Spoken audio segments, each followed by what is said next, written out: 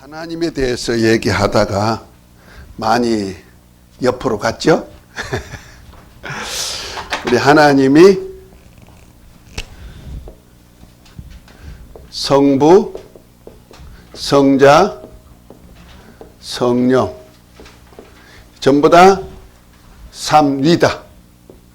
위, 성부위, 성자위, 성령위.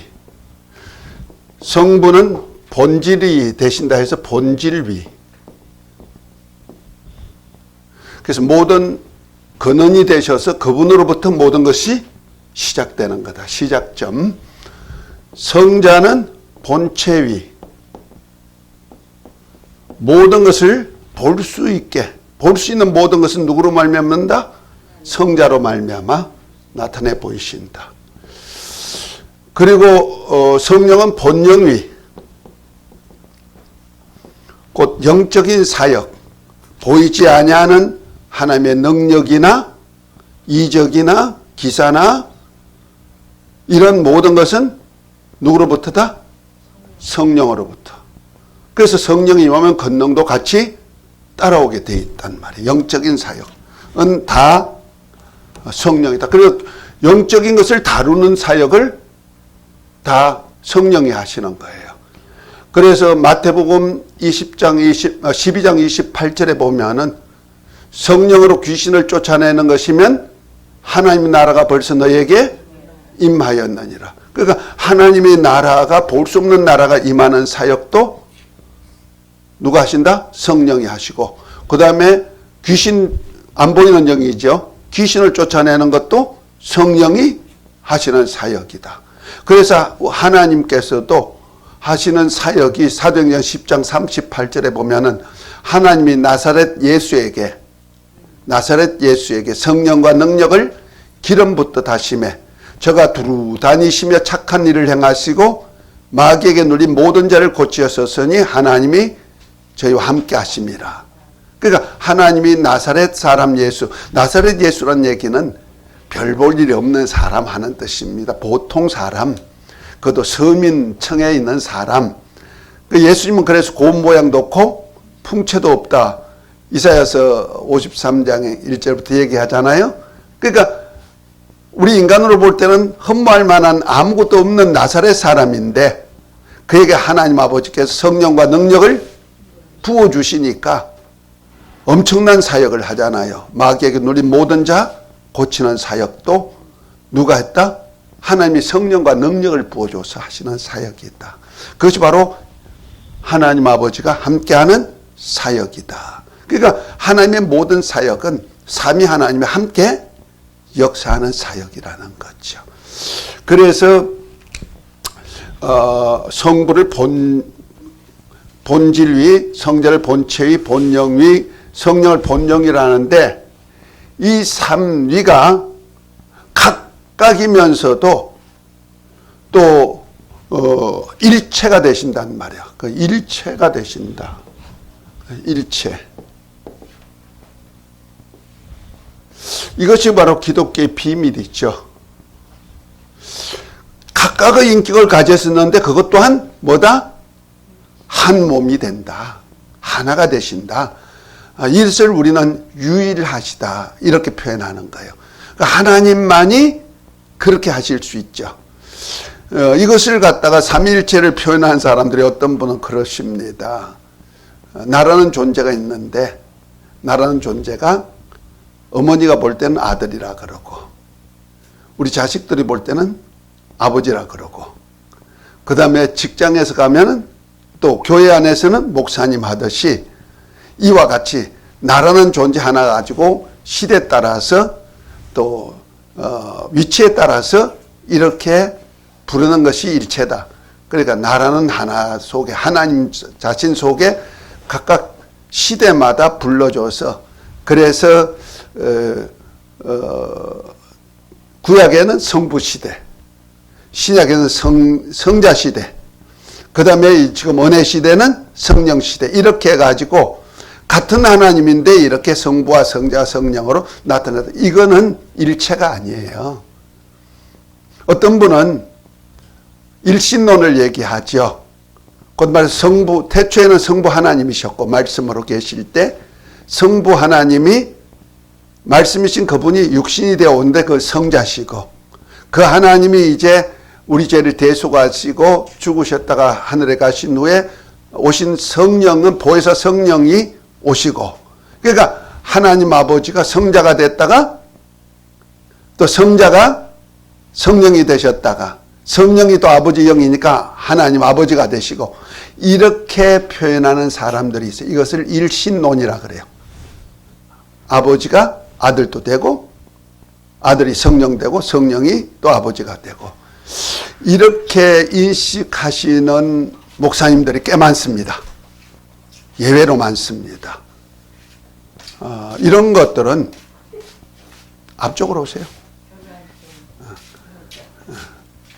할렐루야, 반가워요. 일신론은요, 성경에서 말하는 하나님이 아니에요. 아마 그렇게 하시는 분들 우리 목사님 속에 꽤 많다니까. 우리 단체 안에도 있더라니까. 딱 들어보면 알잖아요. 그 삼위일체란 얘기는 성부 안에 성자와 성령이 함께 계시고 그 다음에 성자가 이 땅에 오셨을 때도 성자 안에 성부와 성령이 함께 계시고 또 보혜사 성령이 오실 때도 성령 안에 성부와 성자의 영이 함께 계시고 이걸 일체라 하는 거예요. 성경은 그걸 얘기하는 거예요. 삼위일체라고 했을 때. 그 정표들이 성경에 있다는 거예요. 그래서 그 보통 여호와 증인들이 얘기가 삼위일체란 얘기가 어디 있느냐고 그러죠. 맞아요. 성경에는 삼위일체란 얘기가 없어요. 그러나 성경 전체는 삼위일체를 얘기하고 있다는 얘기요. 성경 자체가 믿는 자에게 주신 말씀이잖아. 그렇죠? 우리가 보통 창조가 아니고 이 세상 물질 세계를 얘기할 때도 세상 사람들은 진화에 의해서 됐다. 어떤 물건이 있어가지고 빅뱅에 의해 가지고 우주가 생기고 지구가 생기고 어떤 물체가 생명이 그 어떻게 있어가지고 그 생명에서 아비마가 되고 아비마가 또 뭐 아미나가 또 뭐가 되고 해가지고 유인원이 되고 유인원이 사람 되었다. 이거 다 진화론이죠. 만약 그렇게 한다면 지금도 원숭이가 유인원이 되어야 되고 유인원이 지금도 있어가지고 사람 돼야 되잖아요.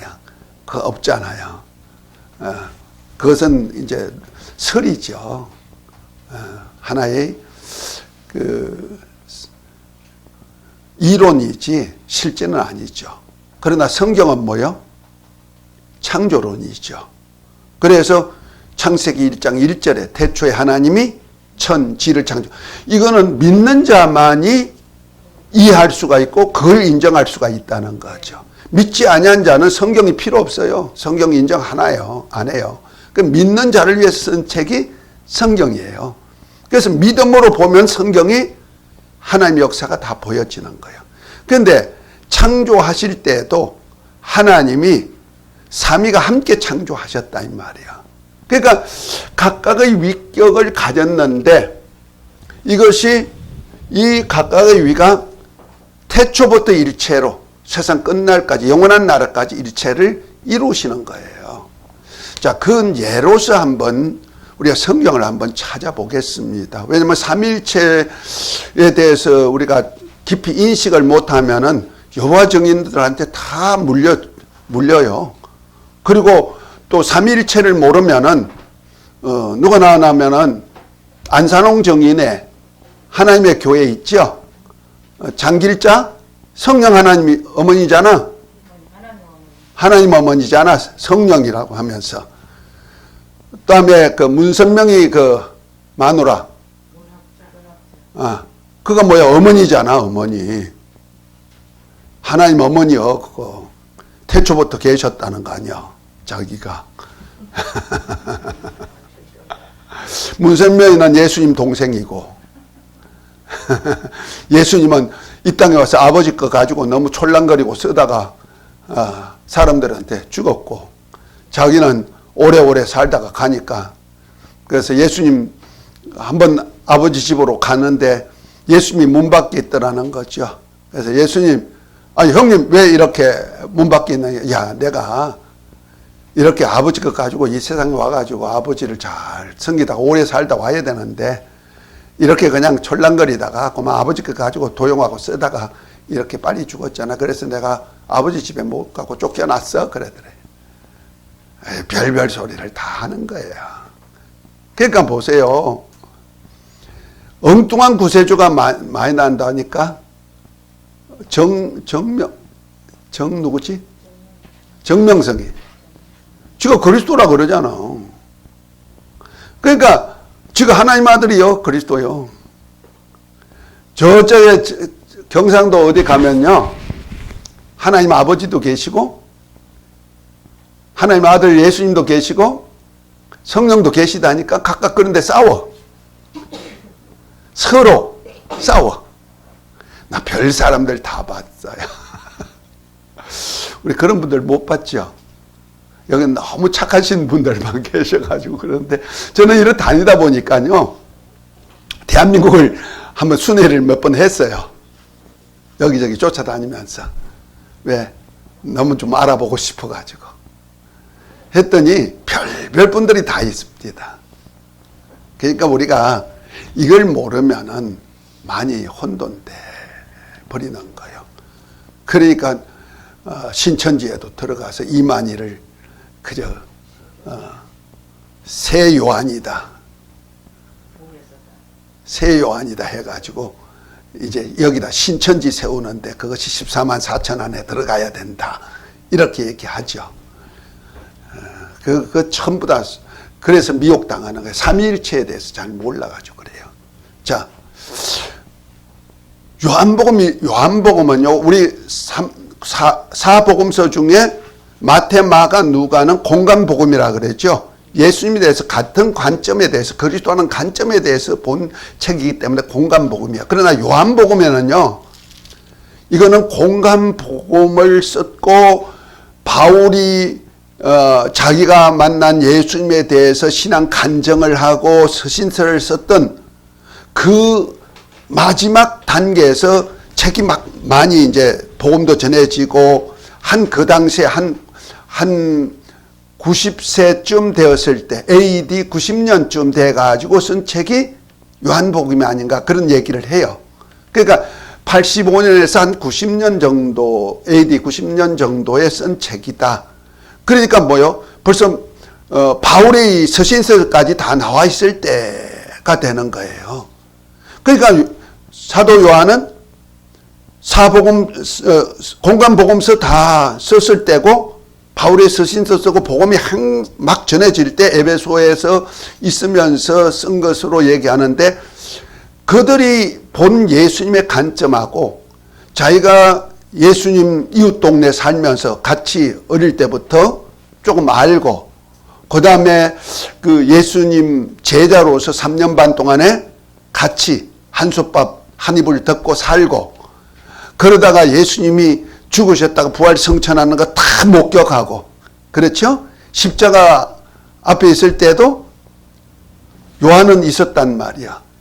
그래서 예수님께서도 그 마리아한테 여자여 아들입니다 하고 요한한테 제자한테 뭐라 합니까? 너 어머니다 하니까 요한이 그때부터 어머니로 모셨다 그러잖아요. 그만큼 예수님에 대해서 잘 말씀도 듣고 그 다음에 예수님이 죽으신가 부활도 진지 목격했고 하늘에 가신 후에 그 다음에 보내신 성령도 다 받아가지고 성령으로 목회를 다 하셨단 말이야. 굉장히 영적인 분이시죠. 그 영적인 목회를 하고 마지막 여러 사람이 쓴 저자들의 책을 다 종합해 봤을 때 예수님에 대해서 정확하게 표현한 얘기가 없더라는 거예요. 그래서 요한 사도가 예수님이 누구신가를 정확하게 알려주기 위해서 쓴 책이 뭐이다? 요한 복음이에요. 그분은 누구냐? 하나님이라는 거예요. 하나님의 아들이고 하나님과 함께 계신 하나님이라고 요한복음 1장 1절부터 시작되는 거예요. 아주 중요한 얘기를 하고 있어요. 그러니까 다른 공간복음과 요한복음은 영적인 예수님을 아는 수준은 엄청난 겁니다. 그러니까 지난번에 얘기했지만 마태복음은 유대인들을 위하여서 곧 하나님의 백성들에게 오리한 메시아가 예수님이다. 그분이 바로 하나님의 나라, 하늘나라에 대해서 가지고 와가지고 우리에게 이렇게 왕으로서 사역하는 거예요. 왕으로 오신 예수님을 증거하고 그분이 이제 하늘과 땅의 모든 권세를 가진 자다 하면서 결론을 내준 거잖아요. 그러니까 유대인들을 향해서 아브라함과 다윗의 자손으로 오신 예수님에 대한 설명을 했고, 마가는 하늘나라, 나라가 이 땅에 오셨고 하나님의 나라, 그죠? 하나님의 나라가 이 땅에 왔는데 하나님의 나라를 전하는 것이 예수 그리스도의 복음이다.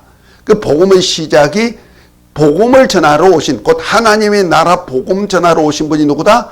예수님이다. 그래서 예수님을 믿고 전하는 자에게는 하나님이 주님 예수 이름 가지고 하면 하나님의 나라가 임하는 사역을 하는 거야. 이렇게 알려줘. 하나님의 나라에 대한 것을 알려주는 종으로 오신 예수, 하나님의 나라를 위하여 오신 종으로 오신 예수님에 대한 얘기를 하고 있거든요.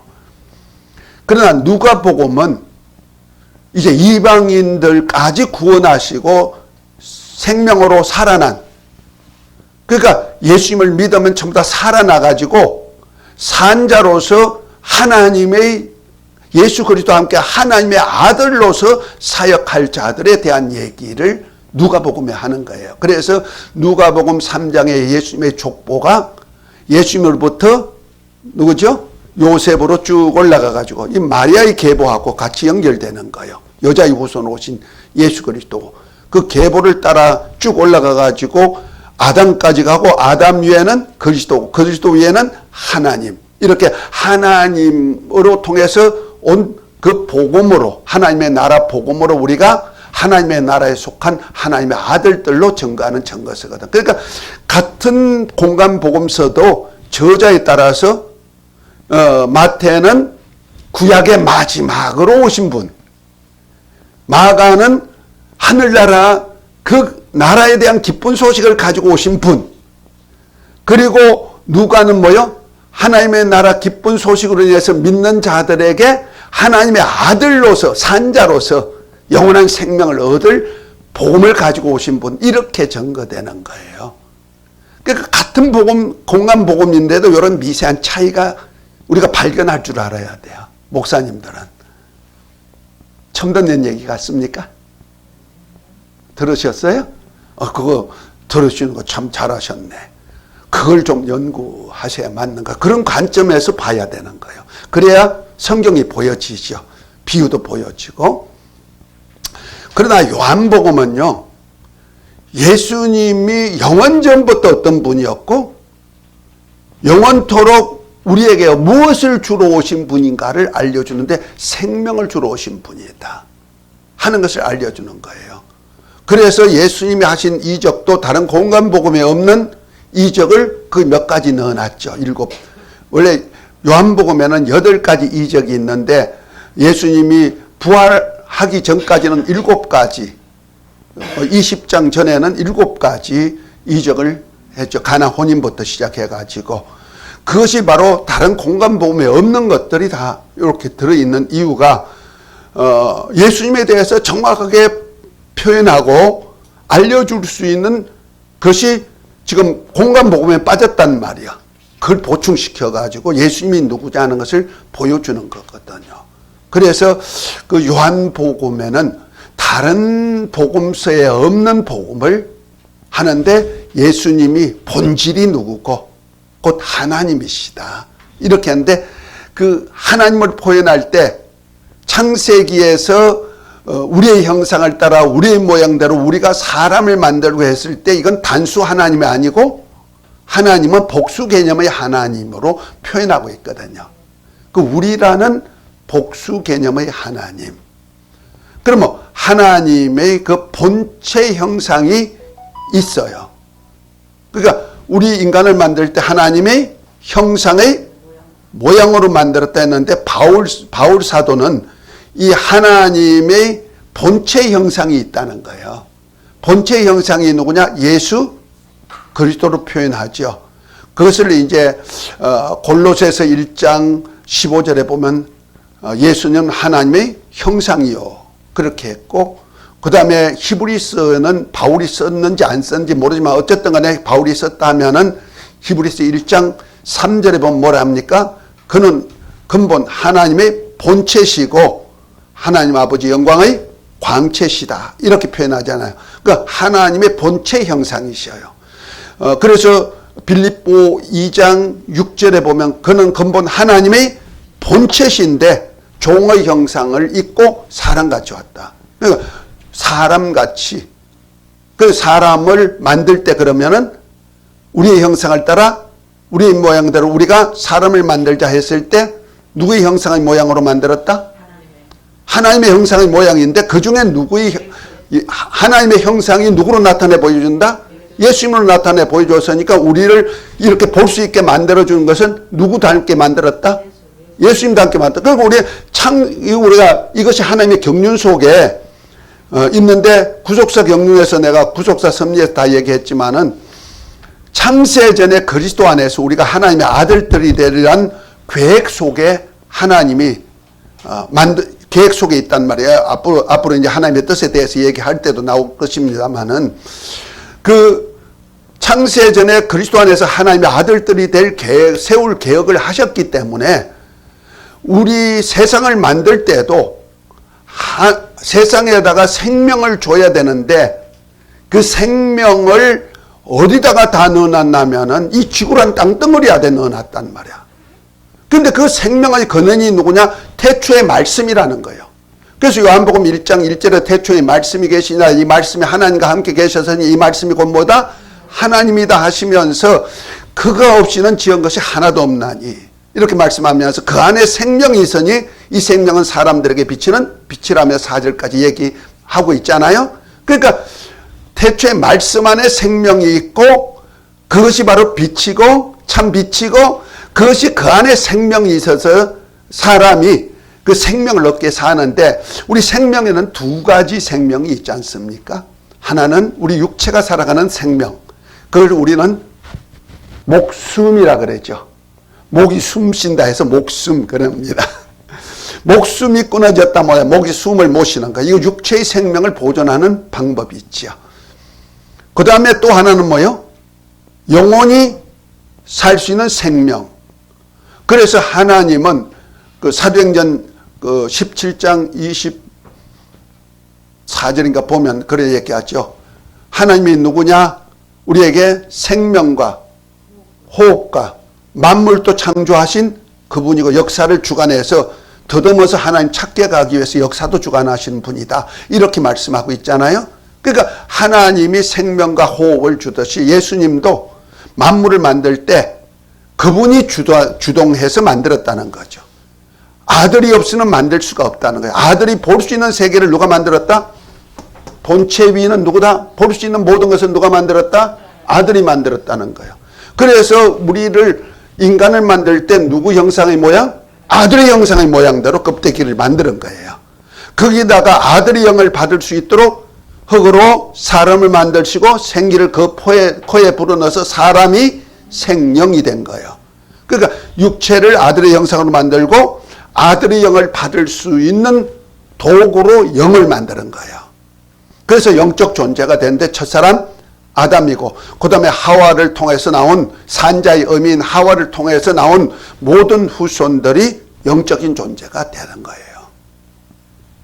여기 대해서는 여러분들 구속사적인 섭리 책이 있으니까 가져가셔서 처음부터 차근차근 읽어보시면 나을 것입니다. 그런데 이 모든 생명은 다 누구로 말미암냐면은 예수님을 말미암는데, 이 우주가 어마어마하게 넓을지라도 생명이 있는 곳이 딱 한 군데밖에 없다고 나는 생각해요.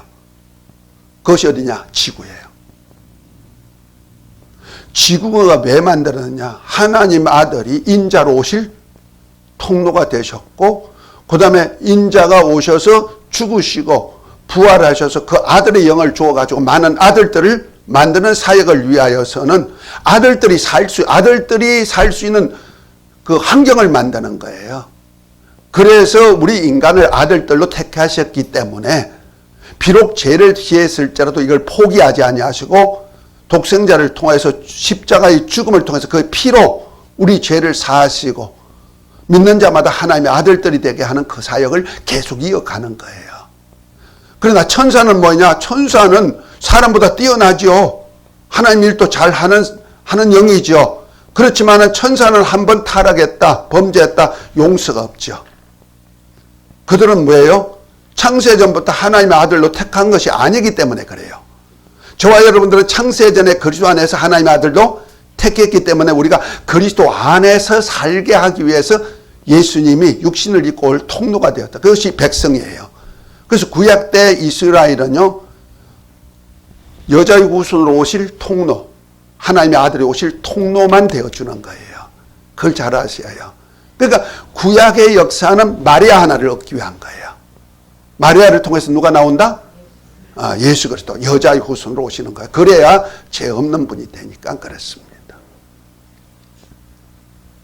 우리 여기서 내가 좀 얘기를 할 거 있어요. 우리 목사님 중에 너무 신령해가지고 기도했더니 자식이 생산돼가지고 나왔는데 그 기도해준 분하고 똑같은 DNA를 가졌다 그러잖아.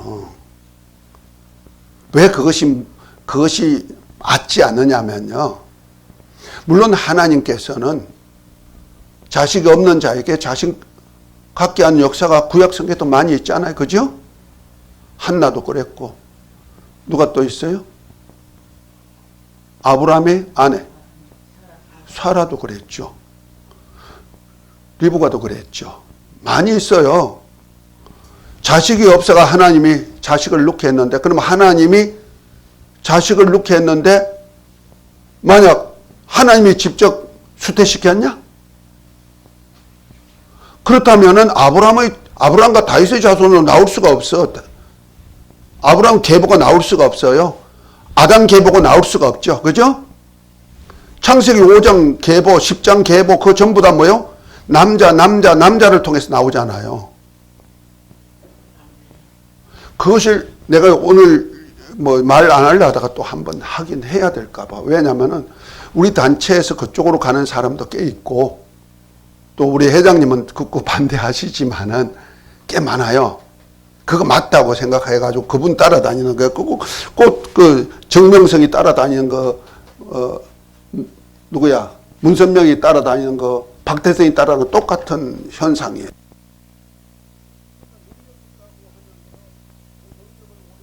자기 것으로 해서 자기가 기도해 주니까 그렇게 됐다. 이것이 참 문제가 나오는 것이, 나는 잘 모르지만은 그래도 저는 이제 자연 치유하면서 좀 깨닫고 안 것이 있어가지고 죄송해 이렇게 표현해가지고 내가 죄송한데 한번 표현을 해볼게요.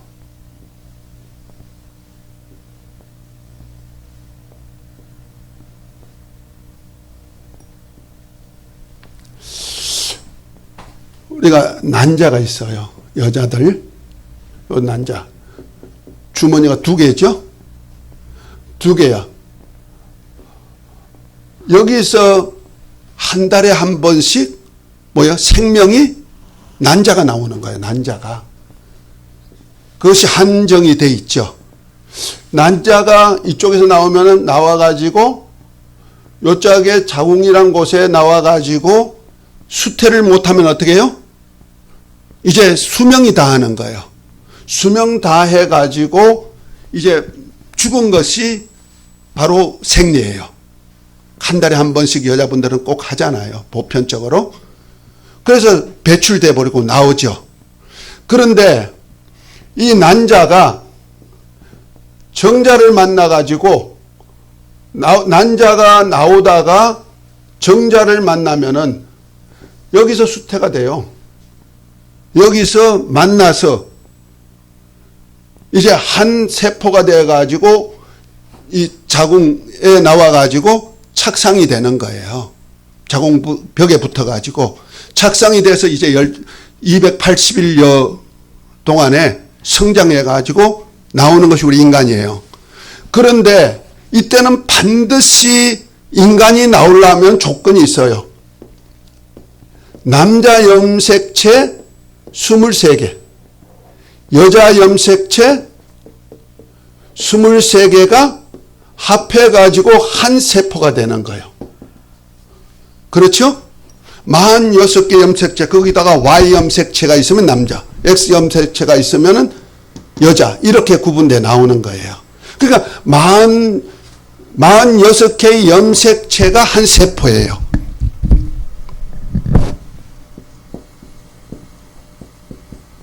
이거 단세포란 말이야. 이 단세포가 이제 여기서 나와가지고 자궁에서 착상이 돼가지고 이제 늘어나는 거예요. 그 기하급수적으로 하나가 둘이 되고 둘이 넷이 되고 넷이 여덟 되고 하면서 한 10만 세포가 10조 개의 세포가 될 때 바로 어린 아이가 돼가지고 나오는 거거든요. 그러면 모든 세포는 46개의 염색체가 있어야죠. 그래서 우리가 조사할 수 있는 거예요. 내가 유전자 검사하는 게 유전자니까. 자, 그런데 만약 남자가 없이 아이가 탄생했다. 내가 기도했더니 아이가 탄생했다. 그러면은 남자 세포가 없이 탄생했다는 거 아니야? 그렇죠? 그럼 남자의 염색체가 없이 탄생했으니 유전자가 몇 개 가진 사람이 나와요? 23개. 요거 주장하는 것이 바로 가톨릭이에요.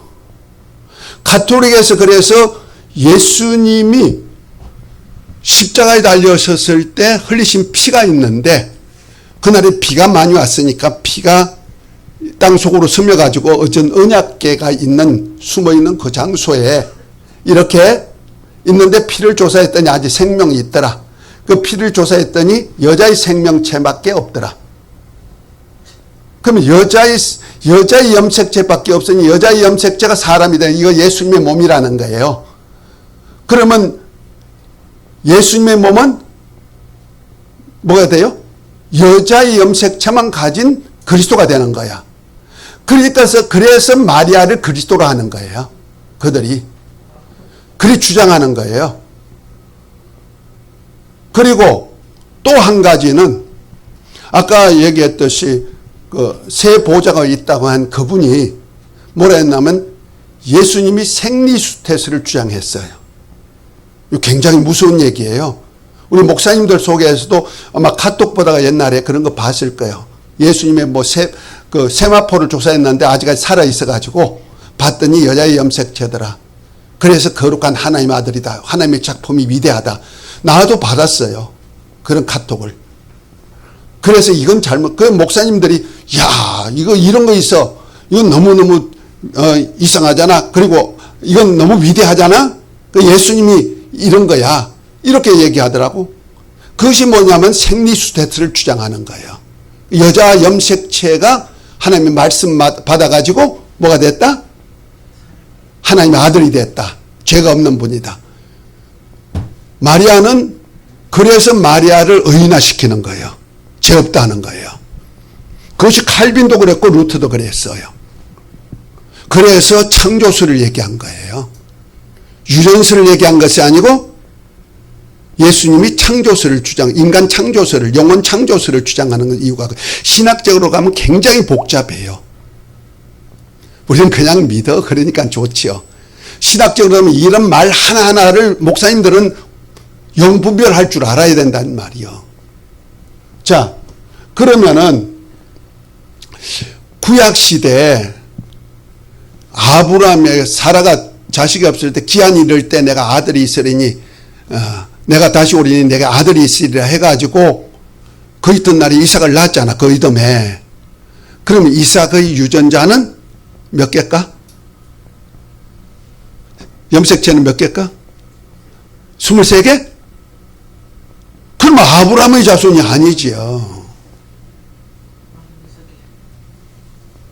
아니 아브라함이 족보에 들어갈 수가 없죠. 그렇죠? 네. 그러니까 잘 생각해야 돼. 아니 그렇게 말하는 예? 현실에 따져서 그렇게 말한다면 제가 그렇게 현실이나 그 옛날이나 똑같아요. 아니 지금 현실 다른 분들이 말하는 그 말을 하는 분들에 대해서 말하는 거니까 안 되면 그렇게 한다는 거죠. 그렇게 말해요? 네. 아예 지금 정명 뭔가 그런 분들이 말한다면 그렇게 하는 거죠. 그러니까 보세요. 족보를 말할 때는 전부 다 남자 씨로 얘기했죠. 남자로 족보를 했잖아요. 그러니까 남자는 씨고 여자는 밭인데 같이 합해져서 46개 염색체가 되어 인간이란 나가 나온단 말이요. 그러니까 사람이라 했을 때 이 염색체를 반드시 기억해야 돼.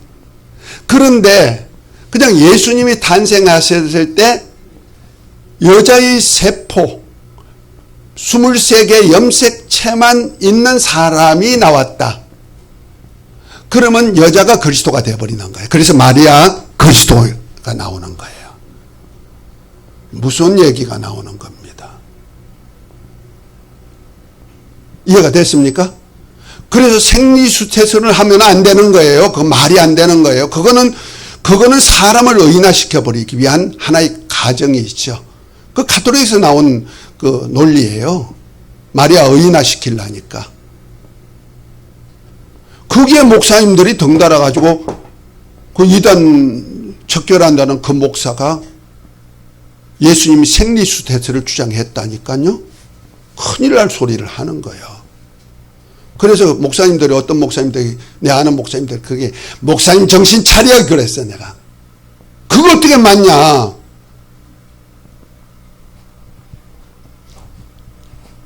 만약 어떤 목사님이 기도했는데 그분이 수태했다. 그럼 수태하시면 염색체가 몇 개가 나와야 돼요?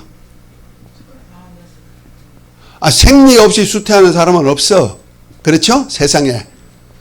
그리고 남자와 연합하지 않고는 수태한 사람이 없어. 이거는 법칙이란 말이요. 이 법을 깰 수가 있어요? 없어요, 없어. 근데 이 법칙을 하나 딱 깨신 분이 있어. 누구야? 하나님이야. 근데 하나님이 태초에 말씀이신 그분이 육신을 입고 오실 때 어떻게 오셨냐면요. 여자의 난자를 이용했다? 아니에요, 아니에요. 태초에 말씀이 계시되 말씀 안에 말씀이 씨란 말이에요, 씨. 하나님의 씨란 말이에요. 우리 인간을 만들 때 남자와 여자를 만들었는데 벌써 사람이란 형체가 그 씨 속에 다 들어있단 말이에요. 자, 벼 속에 벼씨 있잖아요. 벼씨 속에 뭐가 들어있는지 아세요? 벼씨만 들어있는 것이 아니고 거기에 뿌리도 들어있고 잎사귀도 들어있고 꽃도 들어있고 열매도 들어있고 다 들어있단 말이에요. 그거 씨란 말이에요. 자, 우리 속담에 콩 심었는데 뭐 나요? 팥 심었는데 뭐 나요? 예, 그거 씨 속에 전부 다 그런 것이 다 들어있단 말이에요. 우리 사람으로 볼 때, 동물로 볼 때 남자와 여자가 있어서 서로 교제를 통하여서 탄생하도록 하나님이 만들었으니까 남녀가 있어야 돼요. 암수가 있어야 된단 말이에요. 그러나 씨 속에는요, 암수가 있는 것도 있지만 없어도 생산이 되는 것이 있죠. 똑같은 씨가 생산되죠. 그와 똑같은 이치에서 태초에 말씀이 계시되 말씀이 바로 생명 자체란 말이에요. 그 안에 하나님의 아들의 영이 들어있단 말이에요. 그 아들이 어디 심어졌냐면 말씀이신 하나님의 씨가 태초에 하나님 아버지와 계시다가 어디 심었냐면 마리아란 태 속에 심었다. 태. 생리가 아니고 뭐예요? 태. 태는 인큐베이터 역할만 하는 거예요. 이해가 됐으면 하면 우리가 요즘 뭐 과학이 발달돼 가지고 그 아기를 갖지 못하는 무임자들에게 바깥에서 수태시켜 가지고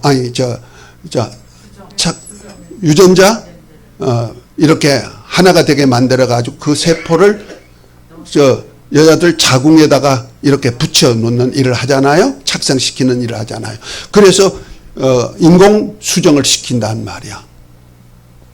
그러니까 사람의 정자 난자를 갖다가 만들어 가지고 여기다 넣으니까 뭐요? 아기가 탄생한다. 그러면 그 여자의 자궁은 뭔 역할을 하면 인큐베이터 역할을 하는 거예요. 자라나게 하는 역할만 하는 거예요. 그렇게 생각하면 되는 거예요. 태초에 말씀이신 씨가 그대로 난자에 심어진 것이 아니고 난자와 합해진 것이 아니고 뭐요? 여자의 태에 심어졌단 말이야. 자궁에 심어졌단 말이야. 그래서 태를 통하여서 사람의 같은 특성을 가진 영양분을 흡수할 수가 있는 거죠. 그래서 영양분 흡수했다 해가지고 마리아의 영양분이 흡수됐다? 아니에요.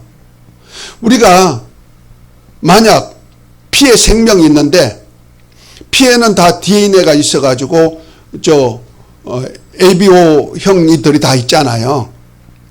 그러면 A형하고 B형하고 섞이면 어떻게 해요? 죽어요. 피가 섞이면 죽는단 말이야. O형은 A형도 받고 B형도 받을 수 있는 유전자가 되지만은 A형하고 B형이 같이 만났다 하면 죽는 거예요. 그와 똑같이 우리 예수님이 탄생하셨을 때 마리아의 태에 심어졌다고 해서 마리아로부터 하나님이 만드신 영양분을 받아서 사람같이 이렇게 될 수는 있었다 할지라도 그 영양분이 어떤 물질계의 영양분만 아니고 하나님의 영적인 영양분도 같이 들어있다고 보면 되는 거예요. 영적인 사람이 태어나는 거예요. 사람의 모습으로.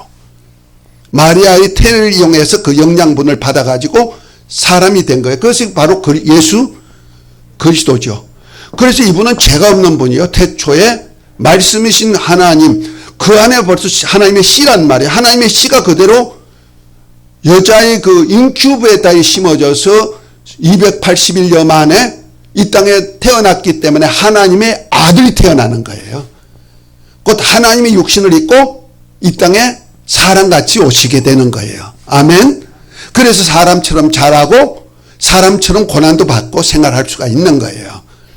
이 마리아의 탄생, 그럼 우리가 사도신경 할 때 동정녀 마리아에게 나시고, 이 굉장한 신앙 고백입니다. 동정녀 마리아에게 나시고, 요거는요 우리가 예수님이 죄 없음을 확실하게 보여줄 수 있는 의인이라는 것을 확실하게 알게 해주는 거고, 우리의 그리스도가 되심을 확정해 주는 거예요.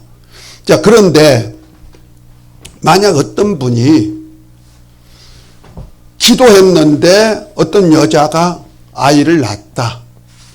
그러면 그분의 유전자가 염색체가 몇 개가 되겠냐? 논쟁이 되죠. 만약 여자가 기도만 해줬는데 탄생했다. 그러면 누가 탄생하는 거예요? 여자한테 기도만 해줬는데 탄생했다. 그리스도가 탄생하는 거예요. 그래서 내가 이단이라는 거예요. 잘못됐다는 거예요. 이거 큰일 날 얘기죠. 그런데 기도해준 사람의 유전자와 똑같은 유전자 가진 아이가 탄생했다. 엄마 유전자하고 기도해준 그 남자 유전자하고 똑같은 유전자가 탄생했다. 인간의 방법으로 이거 될 수가 있느냐 이 말이요. 안 되죠. 그러면 뭐가 잘못된 얘기죠. 그걸 맞다고 하니까 나는 안 된다는 거 아니에요. 이런 원리를 알아야 남을 얘기할 수가 있는 거예요. 당대히. 그리고 그런 데 가가지고 자기를 자꾸 의인화시키잖아. 자기를 다 능력자로 시키잖아. 이 말씀 이용해가지고 특별히 뭐 요한복음 14장 12절부터 13절에 뭐랍니까? 너희가 내가 한 일 떠면 이보다 더 큰 일 떠리니 내가 아버지께로 감이라 하면서 뭐라고 내 이름으로 무엇을 구하든지 내가 시행하리니 이는 아버지께서 아들을 인하여 아버지가 영광을 얻으시고자 하심이라. 너희가 내 이름을 무엇이든 구하면 시행하리라 하니까 예수 이름 가지고 하면 무엇이든지 다 된다고 생각하니까 이런 아이도 만들어질 수 있다 생각하는 거예요. 그러면 그분만 만약 아이 낳는다면 다른 분은 아이 가지고 예수 이름 가지고 하면 아이 나와야 되겠지. 나와야죠. 그런 사람 있어요?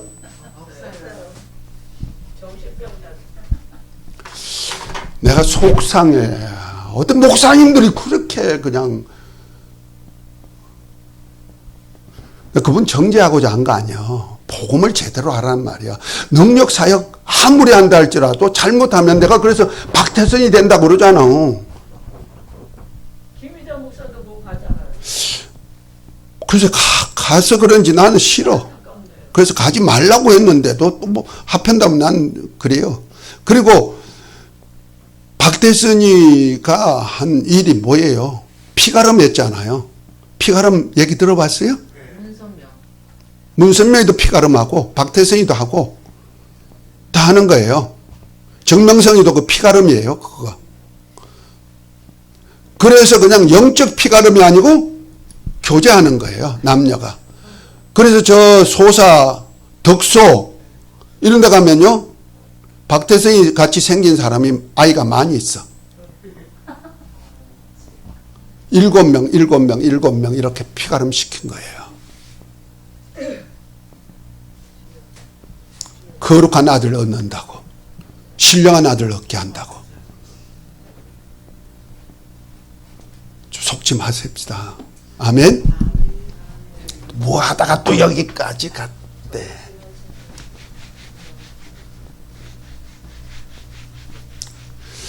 자, 요한복음 1장 1절 한번 봅니다. 삼위일체를 표현해 드릴게요. 여러분들 책이나 참 하나님 책에 보면은요, 217페이지 보면 삼위일체신 하나님 얘기한 것이 있어요. 그때부터 이때 여기 쭉 나가면 삼위일체를 논리적으로 여기 이 책 저 뒤에 있죠? 네, 한번 보세요.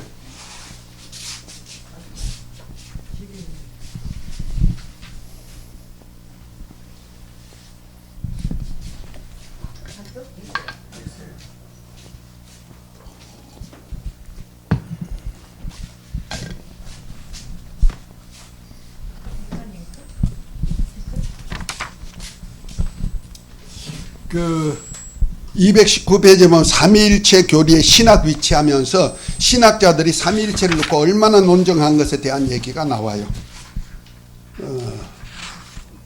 그리고 그 228페이지 보면은 삼위일체로 유일하신 하나님 하면서 삼위일체로 현현하신 하나님 이렇게 한 그때부터 삼위일체에 대한 논증이 이렇게 쭉 나오면서 231페이지 보면 하나님은 새 인격으로 현현하셨고 그 현현하신 하나님이 일체가 되심을 이렇게 조금 더 넘겨보면은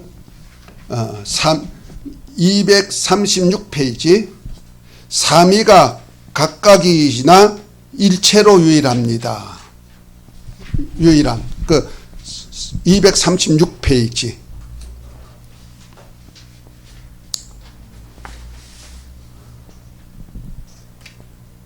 그러니까 본질위, 본체위, 그 다음에 본영위로서의 하나님 이렇게 설명했죠. 지금 했던 거예요. 그러면서 241페이지 한번 봅니다. 하나님은 네 번째, 가로 네 번째, 241페이지, 가로 네 번째, 하나님은 삼위일체가 되셔서 항상 함께 하십니다.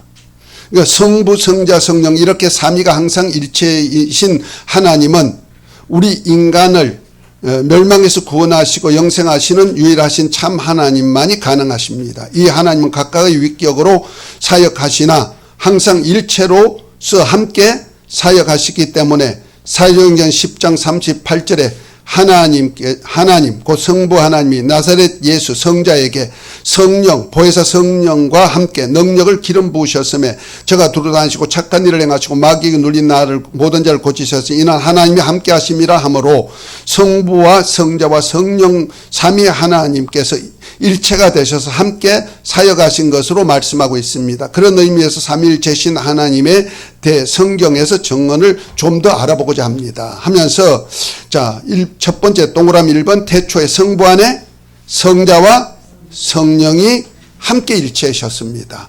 거기 한번 누가 마이크 잡고 한번 읽어 보십시다. 그 마이크 있죠?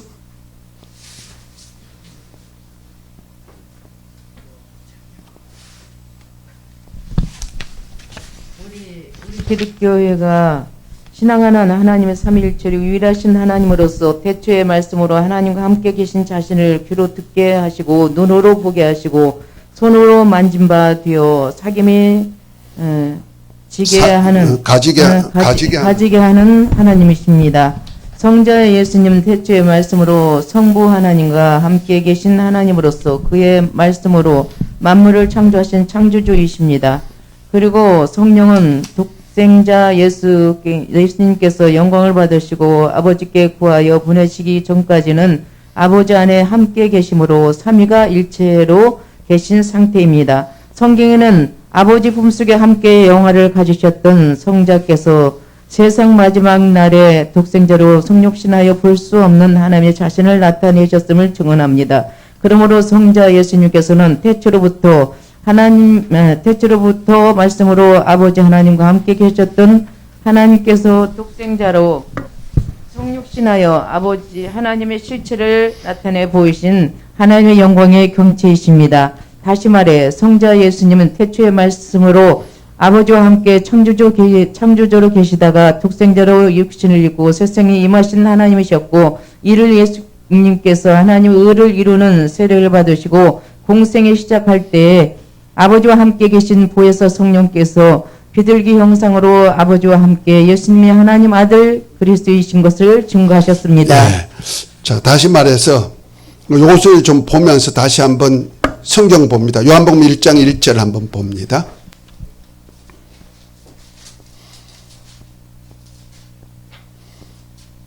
요한복음 1장 1절.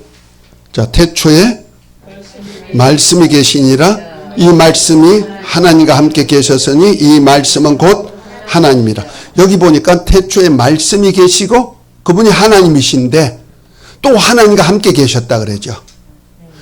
그러면은 성부, 성자, 성령으로 표현할 때 성자는 말씀이 육신이 되어 오셨으니 성자죠.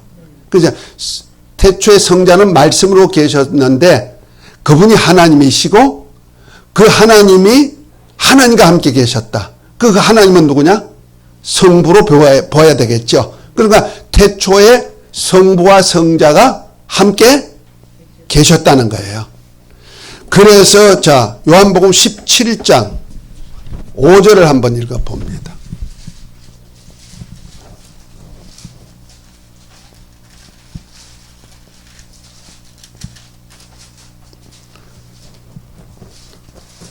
우리가 삼위가 일체라는 말은 없어도 성경에는 항상 삼위가 일체로 있음을 보이는. 창세기 전에 내가 아버지와 함께 하셨던 영화로서 지금도 아버지와 함께 나를 영화롭게 하옵소서.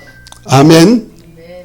자, 다시 말해서 한번 봅니다. 창세 전에 예수님은 어떻게 했다? 아버지와 함께 영화를 얻으신 분이라는 거죠. 함께. 자, 17장 그 21절.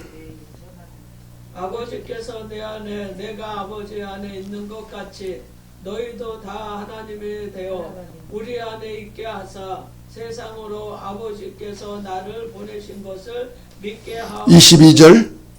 네게 주신 영광을 내가 너희에게 저에게도 주었사오니 이는 우리가 하나가 된 것 같이 저희도 하나가 되게 하려 함이니라. 자, 우리가 하나가 된다는 얘기는 우리란 얘기가 아버지와 아들 예수님보다 하나다. 하나. 계속 얘기하고 있는 거예요. 자, 14장 9절부터 11절까지 한번 읽어봅니다. 예수께서 가라사대 빌립아 내가 이렇게 오래 너희와 함께 있으되 내가 나를 알지 못하느냐? 나를 본 자는 아버지를 보았거늘 어찌하여 아버지를 보이라 하느냐. 나는 아버지 안에 있고 아버지는 내 안에 계신 것을 내가 믿지 아니하느냐.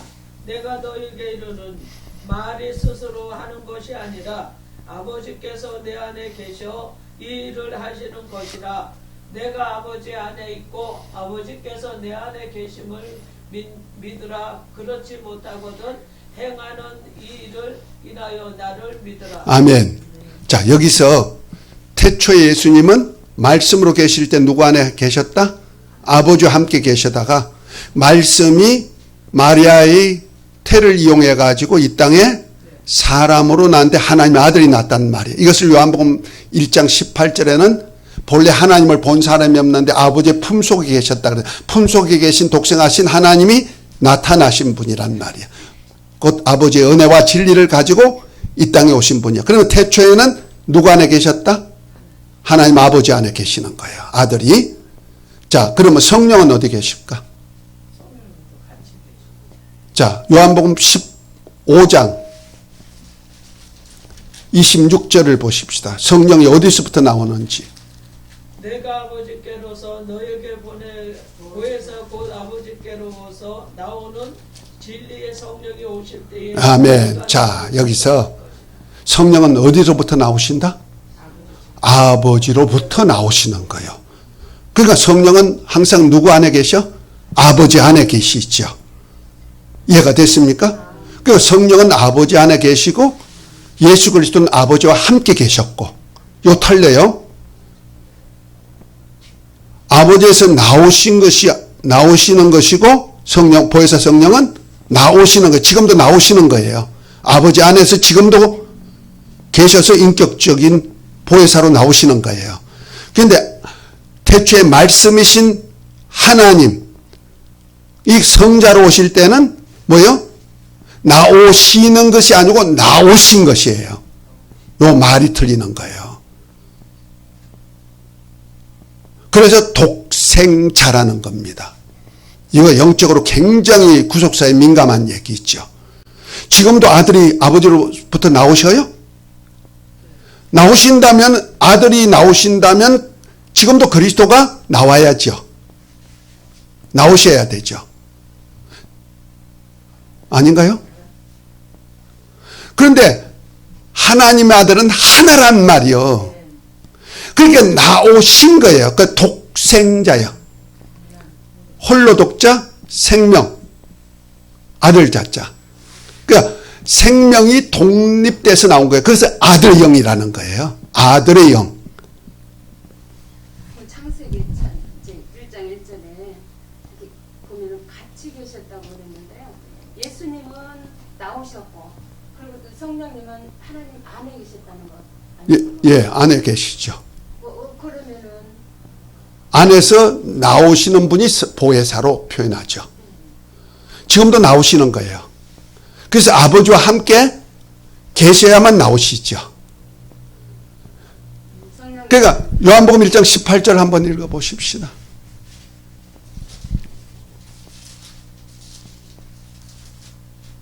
이 14절. 말씀이 육신이 되어 우리 가운데 거하심에 우리가 그의 영광을 보니 아버지의 독생자의 영광이요 은혜와 진리가 충만하더라. 그러니까 아버지의 독생자라 그랬다. 독생자. 독생자란 뜻이 뭐요? 하나밖에 없는 생명이란 뜻이요. 그 독립된 생명체. 그 아버지와 태초에는 생명이 하나였어요. 아버지 생명 안에 하나로 있었단 말이야. 아버지와 함께 그 말씀으로 곧 생명으로 아버지와 함께 계시다가 아버지 품에서 나오시는 거예요. 뭐 사람의 모습을 입고 이걸 독생자라 그런단 말이에요. 이것을 아들의 영이라 그러는 거예요. 그리스도의 영이라는 거예요. 이걸 양자의 영이라고 바울은 표현한 거예요. 이걸 성령으로 표현하면 안 돼요. 이걸 자꾸 성령으로 표현하는 사람이 너무 많아요. 성령은 아버지의 영이요. 저 마태복음 10장 28절을 한번 봅니다. 마태복음 10장 20절.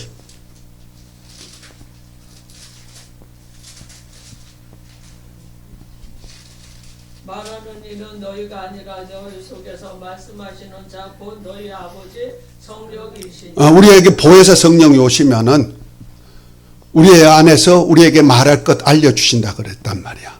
어디 가든지 장관 앞에 서든지 왕 앞에 서든지 말할 것 알려주신다. 근데 그 말하신 분이 누구다? 아버지의 영이라는 거야. 아버지의 영이란 말이야. 그 성령은 아버지의 영이세요. 그래서 우리가 거듭날 때, 물과 성령으로 거듭날 때 그 물이 뭐냐면 아들의 영이에요. 그래서 예수님을 물과 피로 임하신 자다. 요한일서 5장 7절부터 그렇게 말씀하잖아요. 예수님은 물과 피로 임하신 자요. 증거하는 이가 성령이니 물과 피와 성령이라 그러잖아요. 그러니까 피가 물과 피로 임했다. 물이 뭐예요? 말씀이 태초에 말씀이라. 그러니까 우리가 거듭난 것이 썩어질 씨로 된 것이 아니고 하나님이 살아있고 항상 있는 말씀으로 된 것이다. 베드로전서 1장 21절에 나오잖아요. 그 말씀이 뭐냐면 물로 표현했다는 거야. 그 물과 피로 임하신 분이 누구요? 말씀이 육신이 되어서 곧 피가 되어서 오신 분이 누구예요? 예수 그리스도라는 거죠. 그러니까 예수님은 말씀이신 그분 안에 생명이 있단 말이야. 그건 태초부터 독립된 생명이 있었단 말이야. 그래서 태초에 말씀이 계시니라 이 말씀이 하나님과 함께 계시니 이 말씀이 곧 하나님이다. 그러니까 말씀이신 하나님과 하나님 아버지와 항상 함께 있지만은 독립되어 있었다는 거죠. 그 독립된 말씀이 육신이 되어서 이 땅에 오실 때는 아버지의 은혜와 진리를 가지고 독생자로 오셨다는 거죠. 이거 굉장히 구속사에서는요, 중요한 얘기를 하는 거예요. 신학자들도 이걸 말하지 않아요. 목회자는 알아야 돼요. 그래서 독생자가 되기 때문에 독립된 생명체를 가진 거예요.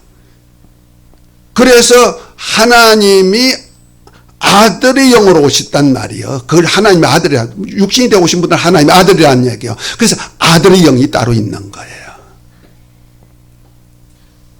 아들의 영으로 따로 있기 때문에 그 영을 주시기 위하여서 창세전에 그리스도 안에서 하나님의 아들들이 되게 하려니까 아들의 영이 따로 있어야 되는 거예요. 아버지의 영과 똑같아? 이러면 안 되는 거예요. 만약 우리가 거듭난 것이 아버지의 영으로 거듭났다. 그러면 하나님과 아버지를 할 수 있어요? 그렇게 할 수 있어요? 그러면은 성부, 성자, 성령의 삼위일체가 되는 거 되지가 않는. 그러나 아버지 안에 아들이 말씀으로 계셨고 그 안에 성령이 함께 계셨다는 거죠. 그렇죠. 그러니까 하나로 되어 있는 거죠. 그렇죠. 자, 그런데 아까 요한복음 1장 14절 또 읽었잖아요. 14장 9절부터 쭉 읽었잖아요. 11절까지. 네. 그때 보니까 뭐래요? 아버지가 내 안에, 내가 아버지 안에 있다.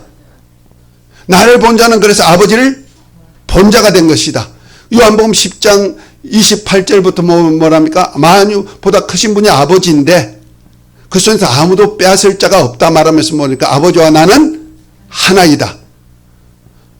아까 요한복음 17장에 봤잖아요.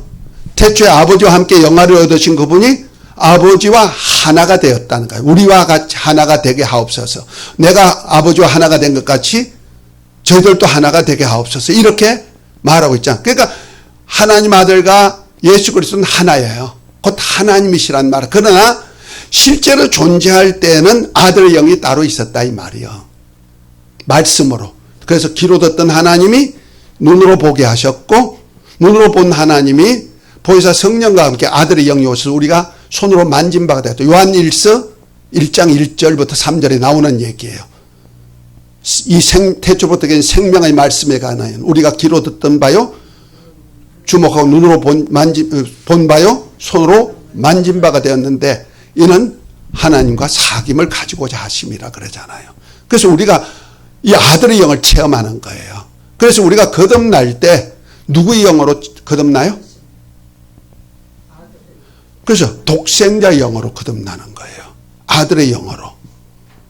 만약 우리가 아버지의 영으로 거듭났다면은 내가 뭐가 돼요? 박태선이 되는 거예요.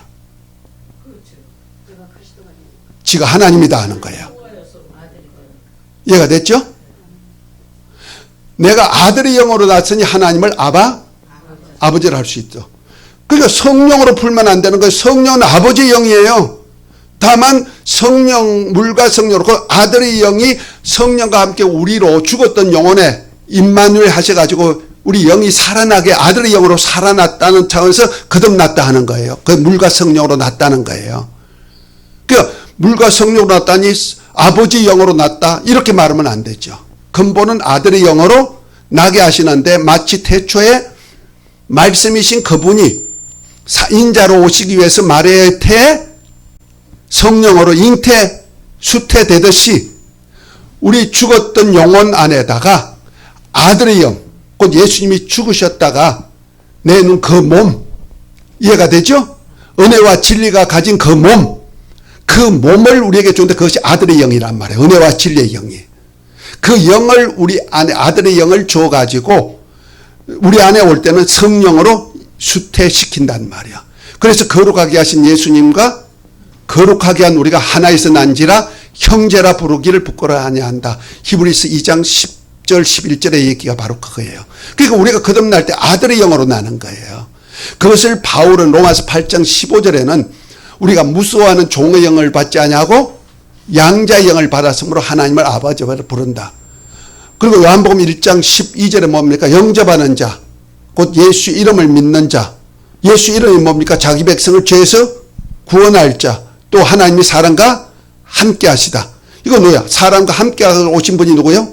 우리의 구세주가 되신 그분. 우리 죄를 담당하시고 대신 죽으시고 우리와 함께 하기 위하여서 아들의 영으로 오신 분이란 말이에요. 독생자. 그러니까 요걸 잘 알아야지. 아들의 영이 따로 있고 성령이 따로 계시고 아버지의 영이 따로 있지만은 우리가 거듭날 때는 아들의 영으로 거듭난다는 거예요. 그래서 로마서 8장을 풀 때 그리스도의 영도 성령, 아들의 영도 성령, 양자의 영도 전부 다 성령으로 풀어버려요. 그러니까 로마서 8장 15절에 보면 뭐라 합니까? 15, 16절에 보면 이렇게 말씀하지요. 우리가 무수하는 종의 영을 받지 아니하고 양자의 영, 곧 아들의 영이에요. 아들의 영을 받았으므로 하나님을 아버지라 부르짖나. 성령이 친히 우리 영으로 우리가 하나님의 자녀인 것을 증거하시나니 이랬죠. 다시 말해서 내가 하나님의 영, 아들의 영으로 거듭났다는 증표를 성령께서 보증했죠. 아버지의 영이 보증해 주시는 거예요. 그러니까 종의 영이 있단 말이에요. 종의 영은 율법이죠. 율법으로 우리는 거듭날 수가 없어요. 아들의 영으로 거듭날 때 은혜와 진리로 거듭날 수 있다는 거예요. 아멘. 아들 안에 뭐가 있어요? 은혜와 진리가 충만하기 때문에 그걸 가지고 우리가 거듭나는 거예요. 그래서 예수님 이름을 믿으면 우리가 뭐요? 거듭나는 거예요. 제사함뿐 아니고. 지난번에 내가 그 적어준 거 있죠? 10몇 가지. 은혜로 받는 것. 이해가 되셔요? 그러니까 그것이 바로 아들의 영 안에 다 들어있단 말이에요. 자, 그래서 우리가 요 말 하나가 구속사에 엄청난 그 비밀이 들어있는 거예요. 그러니까 태초에는 아버지 안에 누가 계셨다? 아들이 계시고 아들과 함께 계셨고 그 다음에 보혜사 성령은 아버지 안에 계셔서 이제 아직까지 안 나오셨죠. 언제 나오셔요? 자, 요한복음 7장을 한번 봅니다. 7장 그러므로 예수께서 37절. 예?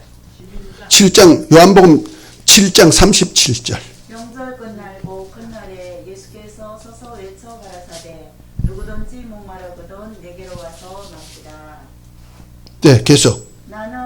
나를 믿는 자는 성경의 이름과 같이 그 배에서 생수의 강이 흘러나리라 하시니 이는 그를 믿는 자의 받을 성령을 가리켜 말씀하신 것이라. 예수께서 아직 영광을 받지 못하신 고로 성령이 아직 저에게 계시지 아니하시더라. 아멘. 자, 37절 39절까지 참 얘기를 잘했죠. 예수님을 믿으면 배에서 뭐가 넘친다? 생수의 강이 넘치는데 이건 보혜사 성령을 받은 자가만 할 수 있다. 그런데 가로 속에 뭐라 합니까?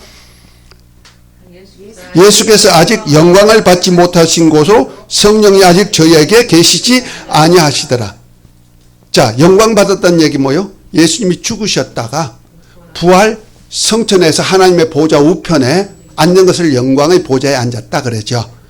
그 전까지는 아직까지 성령이 오시지 않는다. 그래서 내가 아버지께 가면 아버지께 구하여서 보혜사 성령을 받아. 그러니까 영광의 자리에 앉으셔야 보혜사 성령이 오신다는 거예요.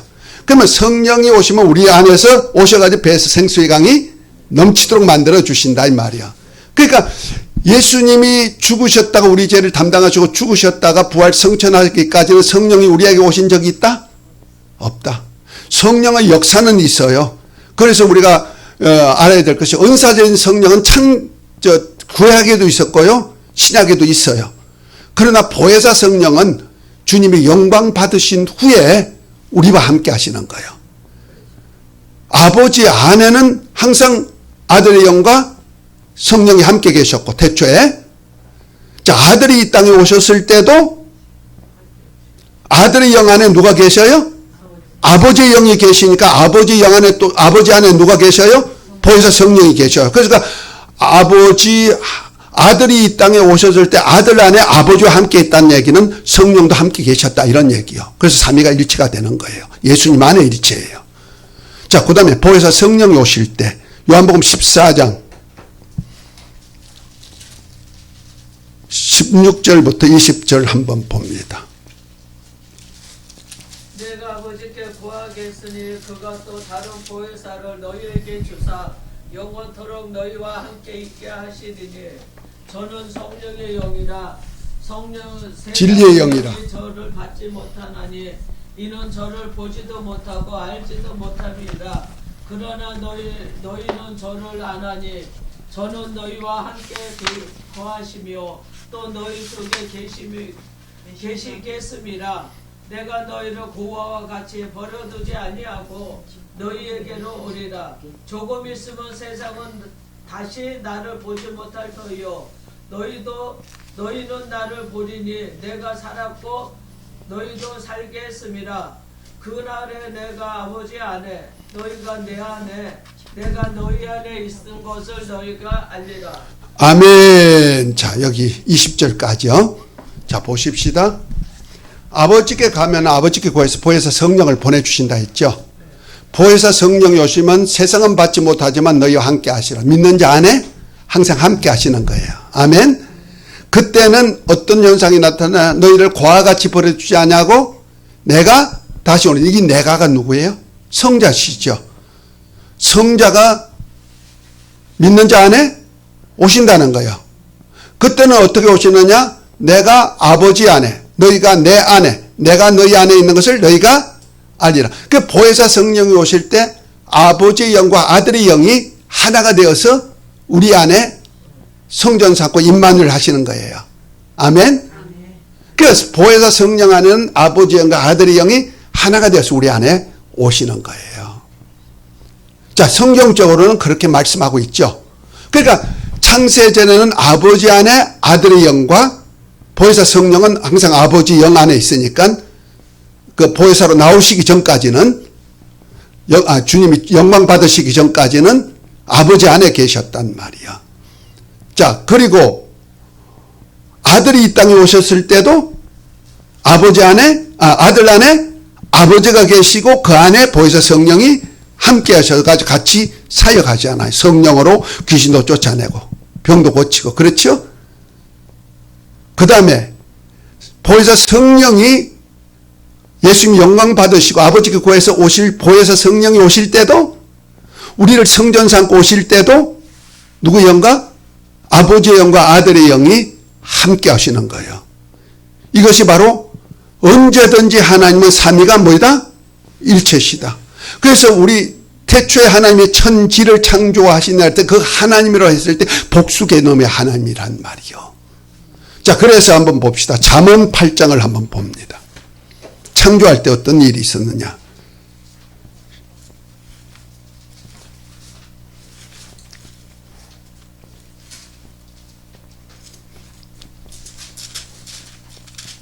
잠언 8장 22절부터 31절까지 한번 누가 찾으셨으면은 여호와께서 그 조화의 시작 곧 태초에 일하기 전에 나를 가지셨으며 만세 전부터 창고부터 땅이 생기기 전부터 내가 세움을 입었나니 아직 바다가 생기지 아니하였고 큰 샘물이 있기 전에 내가 이미 났으며 산이 세우심을 입기 전에 언덕이 생기기 전에 내가 이미 났으니 하나님이 아직 땅도 들도 세상 진토의 근원도 짓지 아니하였을 때에도 그가 하늘을 지으시며 궁창으로 해면에 두르실 때에 내가 거기 있었고 그가 위에 구름 하늘을 견고하게 하시며 바다의 샘들을 힘있게 하시며 바다의 한계를 정하여 물로 생명을 거스르게 못하게 하시며 또 땅의 기초를 정하실 때에 내가 그 곁에 있어서 창조주가 되어 날마다 기뻐하신 바 되었으며 항상 그 앞에서 즐거워하였으며 사람이 거처할 땅에 즐거워하고 인자들을 기뻐하였느니라. 그래. 자, 여기서 창조의 시작, 태초에 여호와 하나님이 계셨고 내가 있었다 그랬죠. 그러면 태초에 여호와 하나님, 스스로 계신 하나님이 계셨다면 아버지 하나님으로 표현할 수가 있겠죠. 지금은. 그런데 그 하나님과 내가 함께 있다. 그럼 내가가 누구냐 이거죠. 그분이 창조자라는 거죠. 그러니까 여호와 하나님이 만물을 창조하실 때 같이 창조자가 되어서 같이 창조 사역을 하신 거예요. 이해가 됐죠? 그것을 잘 표현한 것이 바울이죠.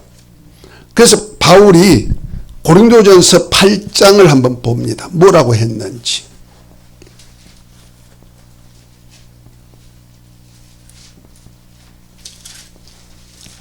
8장 6절 한번 읽어봅니다.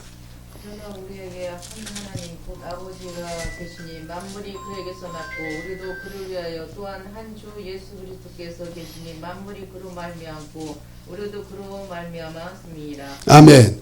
자, 만물을 만드신 이가 계신데 누구다? 아버지시다. 또한 만물을 만드시가 또 하나 계신데 누구다? 예수 그리스도다. 이해가 됐습니까? 골로새 1장 16절 한번 봅니다. 골로새서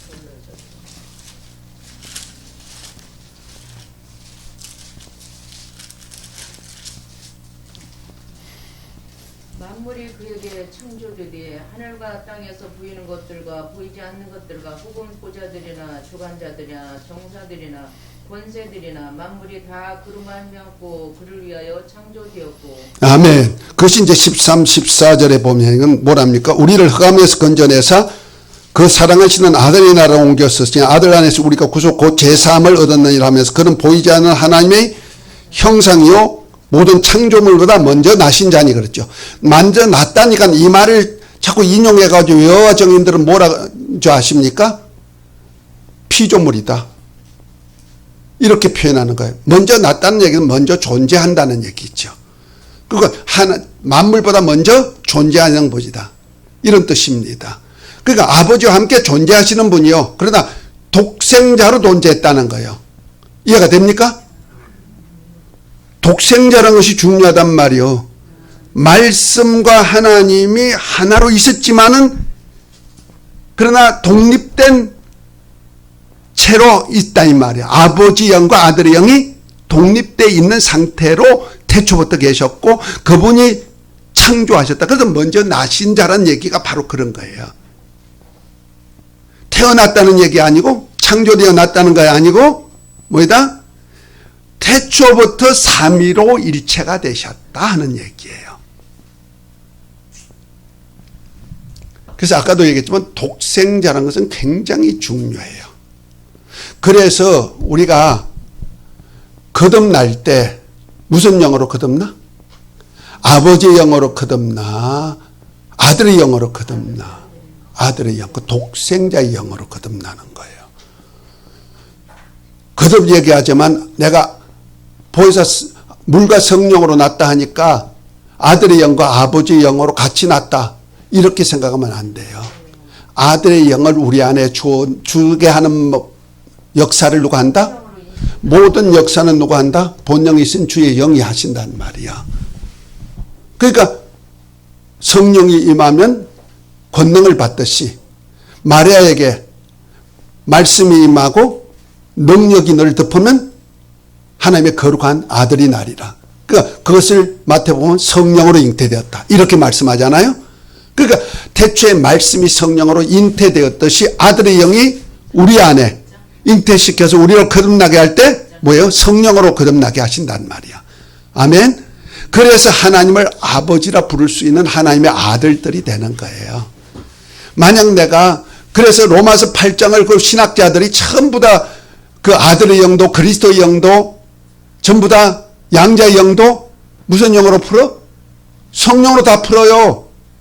주석 한번 보세요. 다 성령으로 풀어놨지. 그러면 해석이 안 나오는 거야. 당장 15, 16절 해석이 안 나오는 거야. 아들의 영으로 거듭났는데 성령이 보정해 주신다. 그럼 아들의 영이 성령이란 말이 아니잖아. 양자의 영을. 성령 따로 있고 아들의 영이 따로 있다는 얘기 아닙니까? 그러니까 신학자들이 주석자들이 아무리 얘기해도 우리가 이런 원리를 잘 알지 못하면 이단성이 나온다 이 말이에요. 그래서 누가 나 아버지의 영으로 났어. 이건 이단이요. 내가 성령으로 거듭나서 말은 되는데 성령만 가지고 거듭날 수 없어. 아들의 영이 있어야 아들로 거듭나는 거예요. 그래서 아버지를 하나님을 아버지라 부를 수 있는 것은 아들의 영으로 났기 때문에 아버지를 부를 수 있고 이를 보정한 주가 누구다? 내가 하나님의 아들이여 보정하는 자가 누구다?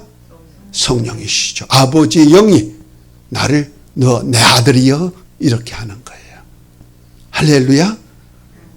그래서 우리가 성령 받고 방언하고 뭐 하는 걸 갖다가 그저 은사 주시옵소서 능력 주시옵소서 그거 기뻐하는 것보다 더 기뻐하는 것은 그 방언 하나 하는 것 예언 하나 하는 것 은사 나타나는 것 하나가 내가 누구로 거듭났다는 증표다 증거다 하나님의 아들로 거듭났다 하는 증표란 말이요.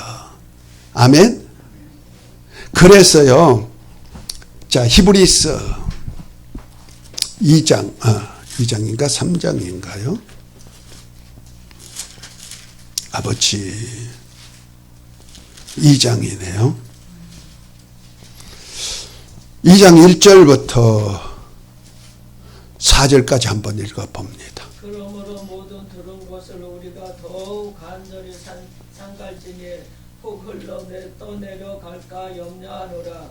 천사들로 하신 말씀이 경고하게 되어 모든 범죄함과 순종치 아니함에 공평된 보응을 받았거든 우리가 이같이 큰 구원을 등한히 여기면 어찌 피하리요. 그 구원을 처음에 주로 말씀하신 바요 들은 자들의 우리에게 확증한 바니 하나님도 표적들과 기사들과 여러 가지 능력과 및 자기 뜻을 따라 성령에 나눠주신 것으로서 저희와 함께 증거하셨느니라. 아멘. 자 여기서 우리가 하나님의 말씀이 두 종류가 있다. 지난 시간에 얘기했죠. 천사로 말미암아 전한 말씀은 뭐이다? 율법이다. 모세에게 전해서 전한 말씀 이것을 종의 영이라 한다 그랬죠. 지난 시간에 했던 얘기 잘 귀담아 들으세요. 또 나오고 또 나오고 또 나와요. 자 그런데 여기 보니까 뭐랍니까? 모든 들은 것을 우리가 간절히 상하고 혹 천사들로 하신 말씀이 경고하게 되어 모든 범죄함과 순종치 아니함이 공변된 보응을 받았거늘 그래서 천사들로 하신 말씀이 뭐다고? 율법이죠. 율법을 듣지 않고 지키지 않으면 뭔다? 순종치 않으면 공변된 봉으로 갚한단 말이야. 그래서 율법에 순종치 않으면 봉이 따라요. 그것이 봉이 따라와요. 벌이 따라온단 말이에요. 현실 속에서 나타나죠. 다윗이 아무리 신령했어도 범죄하니 뭐요? 그 범죄한 값을 다윗이 다 치르잖아요. 그렇죠? 그것이 봉으로 나타나는 거예요. 자, 그런데 3절에 우리가 이같이 큰 구원을 등한히 여기면 어찌 피하리요? 이 구원은 처음에 주로 말씀하신 바요. 들은 자들이 우리에게 확정한 바니 그랬죠? 그래서 예수님께서 우리 구원을 얘기했단 말이에요. 우리 구원이 뭐요? 죄사함만 아니고 하나님의 아들로 거듭나고 하나님의 후사로서 하늘나라를 유업받을 수 있는 그 얘기를 제자들에게 다 했잖아요. 그 얘기, 구원의 근원이 예수님이 친히 말씀하셨고 말씀한 것을 들은 제자들이 지금 우리에게 전한 거예요. 이것이 복음이죠. 은혜와 진리의 복음이죠. 곧 하늘나라 복음이란 말이요. 이 복음을 받은 자들이 어떤 자느냐? 우리가 이같이 구원을 등한히 여기면 어찌 피하리? 이 구원은 처음에 주로 말씀하신 바요. 들은 자들이 우리에게 확정한 바니 하나님도 표적들과 기사들과 여러 가지 능력과 및 자기 뜻을 따라 성령에 나누는 것으로 저희와 함께 증가하시느니라. 자, 천국의 복음, 곧 말해서 예수 그리스도로 말미암아 은혜와 진리의 복음은 예수님이 제자들에게 말씀하고 제자들이 말씀한 말씀을 그대로 우리가 듣고 지키면은 뭐가 된다? 하나님의 표적과 기사와 능력과 성령의 나누어진 은사와 열매로서 나타내 준다는 거예요. 아멘. 그런데 지키지 아니하면 보응이 율법보다가 더 큰 보응이 있다. 이 보응이 뭐냐면 지옥 가죠. 은혜와 진리의 복음을 믿고 지키지 않으면 어떻게 해요? 영벌이 있죠. 그래서 요한복음 3장 36절에 보면 아들을 믿는 자는 영생이 있고 아들을 순종치 않으면 영생을 보지 못하고 도리어 하나님의 진노가 있다고 얘기하잖아요. 그러니까 보세요. 우리가 은혜와 진리의 복음을 들었으면은 듣고 믿고 지켜야 된다는 거예요. 지키면 뭐가 된다? 하나님께서 친히 역사해줘서 이적과 기사와 능력과 성령에 나눠준 은사가 나타난단 말이야. 고린도전서 12장 9절부터 나타나는 성령의 은사, 9가지 은사, 성령이 나타내심이 있죠. 그건 나에게 준 거 아니에요. 성령이 나를 통해서 나타내는 거예요. 그리고 갈라디아서 5장 22절에 뭐예요? 성령의 열매는 자동으로 내 인격이 변화되는 역사, 능력으로. 성령 받았다면서 내가 거듭났다면서 인격 변화가 없으면은 그 성령의 열매를 맺지 못한다는 거듭남이 없는 거예요. 거듭났으면 반드시 변화가 되었죠. 그런데 거듭나지 못하고 성령 체험한 사람이 있어요. 그런 사람들은요, 믿음에서 떠나게 돼 있는 거예요. 자, 그러니까 보세요. 그것이 바로 보응으로 나타난단 말이에요. 그래서 자, 히브리서 6장입니다. 6장 5절에 보면은 5장 13절에 뭐랍니까? 12절부터 때가 오래므로 너희가 마땅히 선생되어야 될 터인데 너희가 다시 하나님의 말씀의 초보가 무엇인지 누구를 가르침을 받아야 할 것인지 전이나 먹고 단단한 식물을 못 먹을 자가 되었도다. 대저 젖을 먹는다 바다 어린 아이니 의의 말씀을 경험치 못한 자요 단단한 식물은 장성한 자의 것이니 저희가 지각을 사용함으로 연단을 받아 선악을 분별하는 자들이니라 하면서 6장 1절부터 보면 그러므로 우리가 그리스도의 도의 초보를 버리고 죽은 행실과 회개함과 하나님께 대한 신앙과 세례들과 안수와 죽은 자의 부활과 영원한 심판에 관한 교훈의 틀을 다시 닦지 말고 온전한 데 나아갈지어다. 하나님께서 허락하시면 우리가 이것을 하리라. 4절 한 번 비침을 얻고 하늘의 연사를 맛보고 성령에 참여한 바 되고 하나님의 선한 말씀과 내세의 능력을 맛보고 타락한 자들은 다시 새롭게 하여 회개케 할 수 없나니 이는 자기가 하나님의 아들 다시 십자가에 못 박아 현재의 요걸 보입니다. 땅이 그 위에 자주 내리는 비에 흡수하여 밭가는 자의 썩기에 합당한 채소를 내면 하나님께 복을 받고 만일 가시와 엉겅기를 내면 버림을 당하여 저주함에 가까워 그 마지막은 불사람이 되리라 그랬죠. 여기서 뭐를 말합니까? 어린아이 같아서는 안 된다는 얘기죠. 체험을 해야 된다. 누구로? 물과 성령으로 거듭난 체험을 하는데 맛만 보면 안 된다 이란 말이야. 한번 비침을 얻고 하나님의 은사를 맛보고 내세의 능력을 맛본 자가 있으면 이는 타락한다는 거죠. 그래서 은사 받았다 능력 받았다 하는 사람, 많이 이적해간 사람들이 타락한 이유가 뭔지 아십니까? 맛이나 보고 깊은 하나님의 장성한 분량의 하나님의 뜻을 몰라서 그런 사람들이란 말이에요. 이해가 됐습니까? 저는 이것 좀 우리 목사님들 장성한 분량 좀 이러자. 그럼 아버지 뜻을 알아야 되잖아. 아버지 계획을 아셔야 되잖아. 그래야 나도 목회하잖아. 그러니까 마치 우리 흔히 얘기하죠. 그 코끼리, 소경이 코끼리 만질 때 코 만지고 뭐요? 코끼리가 통 같구만. 다리만 두고 나무같이 기둥 같으네. 배 만지고 이거 벽인가? 그렇게 표현한다잖아. 그러나 눈 뜬 사람은 어떻게 해요? 코끼리 전체를 볼 수가 있단 말이야. 이와 똑같이 우리 하나님의 역사도 부분만 알아도 안 돼. 구속사만 알아서는 안 돼요. 구속사만 알면 다 된다. 천만의 말씀이요. 하나님의 나라 모르면 안 돼. 곧 하나님의 뜻, 창세전에 뭘 하고자 하는 뜻을 모르면 안 되는 거예요. 이 사역에 삼위일체가 다 동원된다 이 말입니다. 그래서 삼위일체가 있어야 될 이유가 뭐냐면 하나님의 나라 세우는 거예요. 그래서 저와 여러분들 마지막에 무슨 일을 하냐면 아버지가 다스리는 나라에 저와 여러분들 같이 가고자 같이 살자는 거예요. 그래서 바울이 이것을 알고 전한 것이 고린도전서 15장이에요. 그 부활장이 있죠. 고린도전서 15장 한번 봅니다. 22절부터 한번 28절까지 한번 읽어봅니다. 26절까지 한번 읽어봅니다. 먼저 15장 22절요? 예예. 아담 안에서 모든 사람이 죽은 것 같이 그리스도 안에서 모든 사람이 삶을 얻으리라. 그러나 각각 자기 차례대로 되리니 먼저는 첫 열매인 그리스도요, 다음에는 그리스도의 강림하실 때 그에게 붙은 자요, 그 후에는 나중이니 저가 모든 정사와 모든 권세와 능력을 멸하시고 나라를 아버지께 바칠 때라. 저가 모든 원수를 발 아래 둘 때까지 불갑을 막노를 하리니 맨 나중에 멸망받을 원수는 사망이니라. 네, 사망 권세자가 누구죠? 마귀. 맨 나중에 멸망받을 자는 마귀예요. 그 마귀를 다 멸하고 나면 나라를 온전케 해가지고 나라를 누구한테 바친다? 아버지께 바친다. 그래서 28절을 한번 읽어봅니다.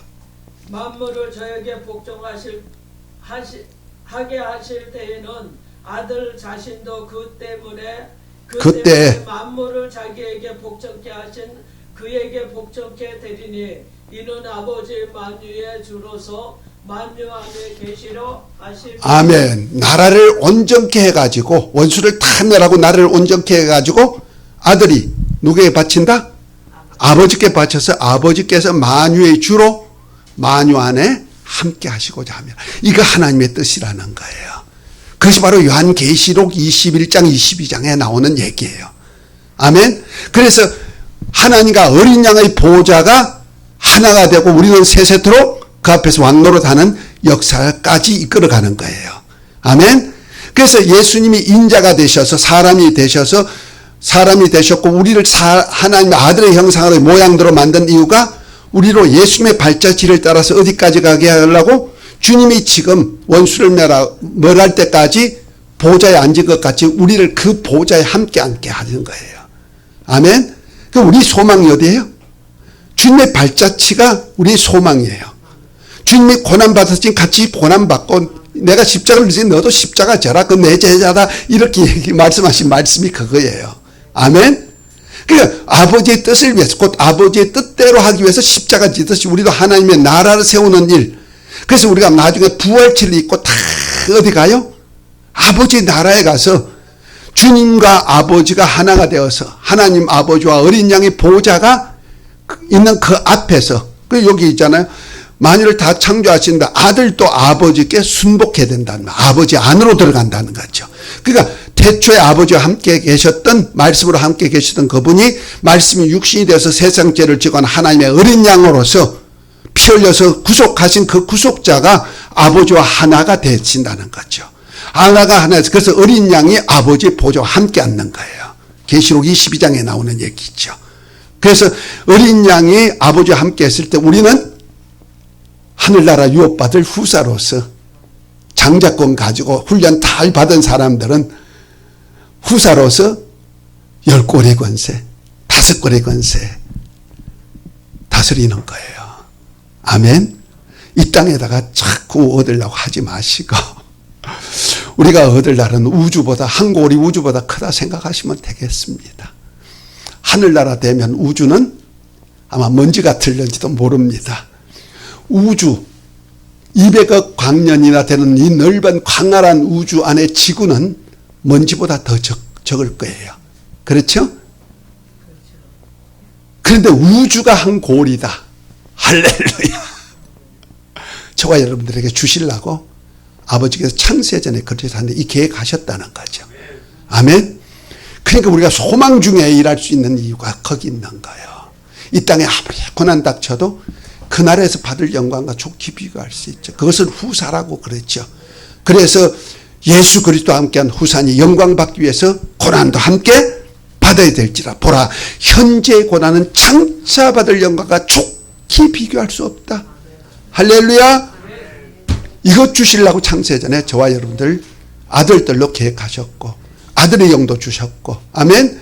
이걸 아버지와 아들과 성령이 함께 역사해가지고 우리를 구원에 이를 수 있도록 만들고 아들이 되게 만들어 주시고, 그 다음에 또 아들과 함께 영광 얻도록 아버지도 또 그와 같이 버려두지 않고 우리 안에 오시고, 할렐루야. 그냥 우리는 보통 사람이 아니에요. 옆에 분들 보통 분이 아니십니다. 만유보다 크신 분이 어디 계시다? 내 안에, 내 안에. 좀 내 안에 한번, 내 안에. 좀 아프도록 내 안에. 누가 계신다? 만유보다 크신 그분이. 그러니까 코로나가 두려워? 보이지도 않는 그거 두려워하면 어떻게 만유보다 크신 분을 모시고 계시면서 승리하시기를 바랍니다. 그래서 예수 이름 가지고 명하면은 그것들도 다 떠나가는 거야. 승리하십시다. 오늘은 여기까지 합니다. 수고 많이 하셨고 감사합니다. 우리 제가 늘 하는 얘기 찬양이 있죠. 예수 믿으세요.